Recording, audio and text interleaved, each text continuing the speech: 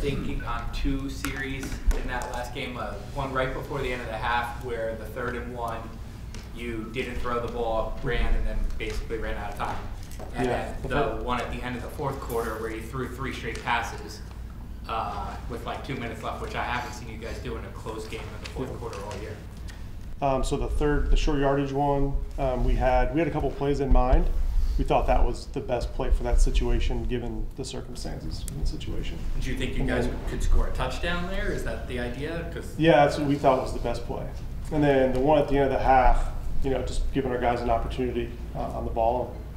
Obviously, in the 2-minute situation, there's plays that you talk about, right? Taking shots or underneath, and so if you get an opportunity, you take it. Mike, in that second situation that Ryan referred to, you guys only used 17 seconds off the clock. Were you conscious of trying to run some clock there? I think we were just trying to give our guys the best chance to make a play, make an explosive play.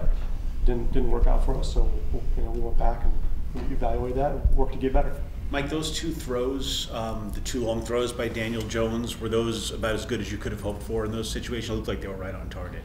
DJ was doing a great job in the pass game. I know he hit a big one early to Slay, and that I think gave everyone a lot of confidence to be able to have those type of throws. And so, yeah, I think he did a really good job with the accuracy on those. And do you come out of that situation, even though that didn't work out, are you still confident that the big plays in the passing game can be there if and when you need it in a big spot? Yeah, I'm very confident in the skill group, quarterback, running back. The skill positions have done a great job, and my confidence is high in that group.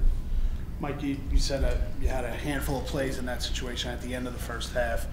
When Richie, from up top in the press box, it looked like Richie got the first down. I know you're up top too. Does it change things? Obviously, you call timeout. I would assume thinking it may be first down, giving you more shots. Yeah, there's absolutely a couple scenarios that come up depending on the clock. We use the timeout there, but there's definitely some plays we were discussing and decided to go with what we went with.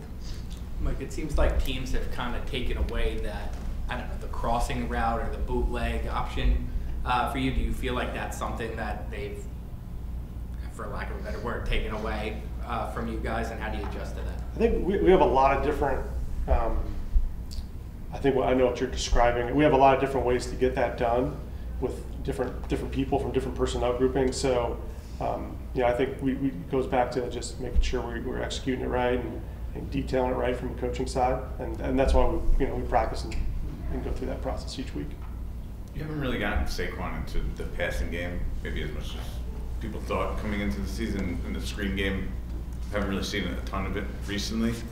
How much is that something you would like to add, and why do you think it hasn't happened so far? Yeah.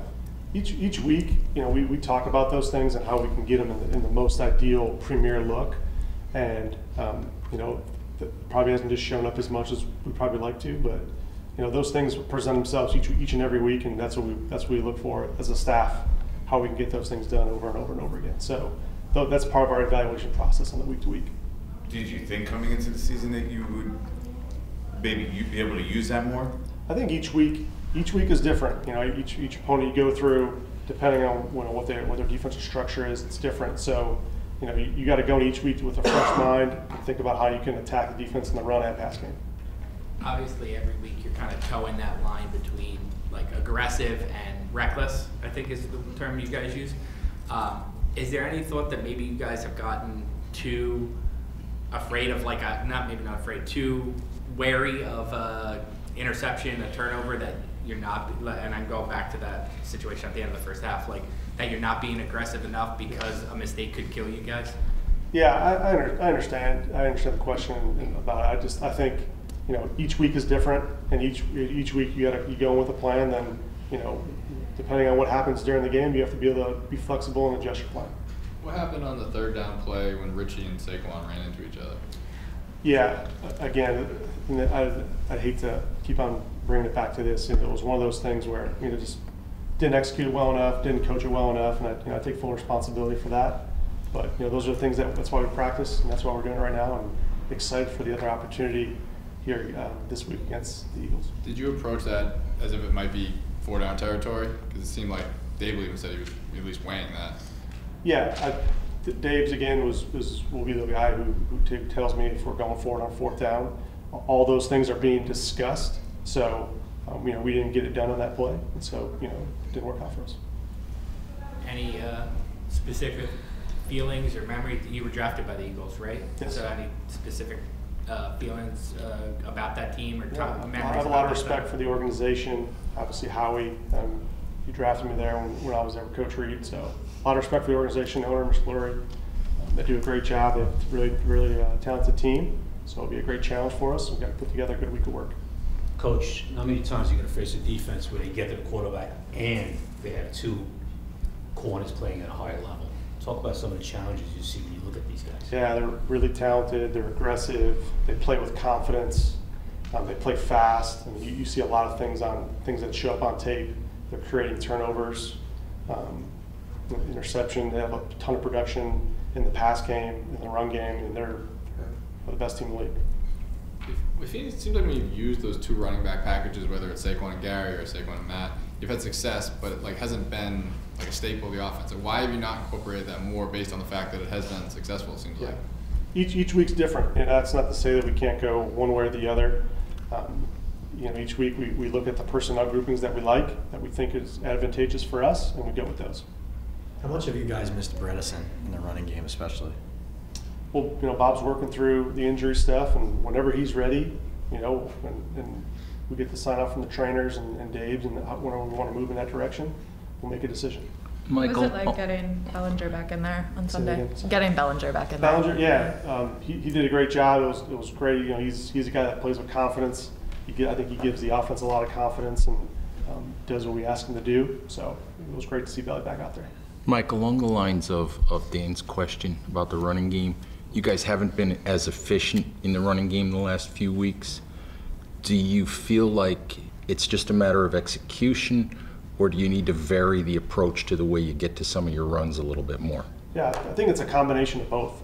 I think you have to, each week we go through our process, what are our favorite runs, what are our favorite run looks, personnel groupings, we're in really detail all that stuff out. And so we go with what our guys do best. We go and we practice it, we detail it up, and that's what we end up going with each week.